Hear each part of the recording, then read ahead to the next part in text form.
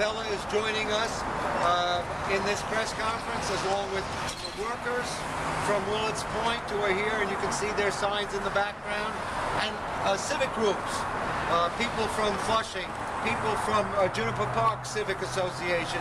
This is an issue that we're here today that will affect everyone in and around Willets Point, the entire borough of Queens. The City of New York wants to condemn the properties of scores of property owners in Willets Point. The city's mantra is my way or the highway.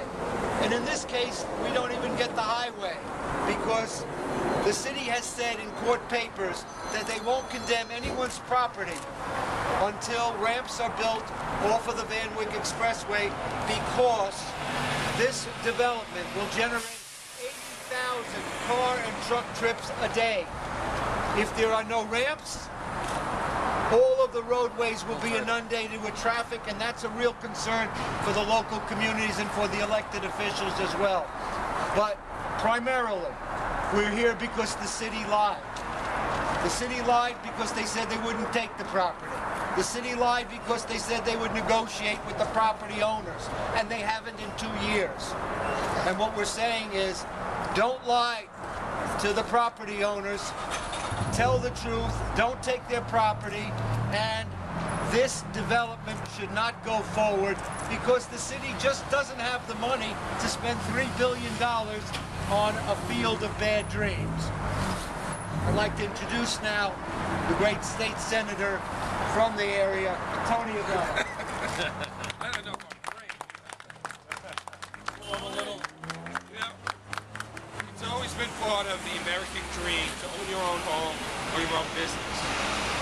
These business owners have been here for decades.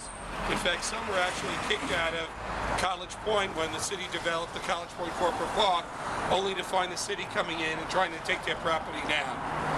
They've worked long and hard to develop these businesses, and they serve the greater Queens and New York City community. The city now wants to take their property.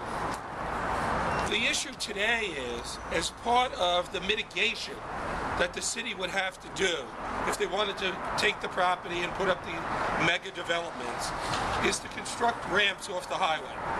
And they made a commitment, because there's an issue with the ramps. The state DOT has not approved what the city is suggesting, that until that issue is resolved, they would not proceed with eminent domain.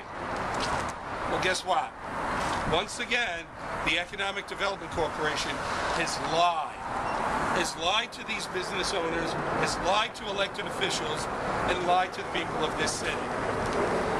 The attitude of EDC is, the heck with them, we're going to do what we want. But you know what? We're here today, as we have been for the past couple of years, to say, Mike Bloomberg and EDC, we're going to fight you to the bitter end until you do what is right by these business owners and the community. In my opinion, this development is never going to be built. We've been down this road before, and as Mr. Lipsky said, the city doesn't have the money to purchase these properties now. All the while, you're threatening these businesses to close and move. It's going to be a loss of tax revenue for the city. It's going to be a loss of jobs for the city of New York. Let's go back to the drawing board. Let's have some real communication with the business owners here and the workers. That's the right way to do it. Not the way that Mike Bloomberg does it in EDC. It's their way or the highway. But we're here to say, we're not going to let this happen.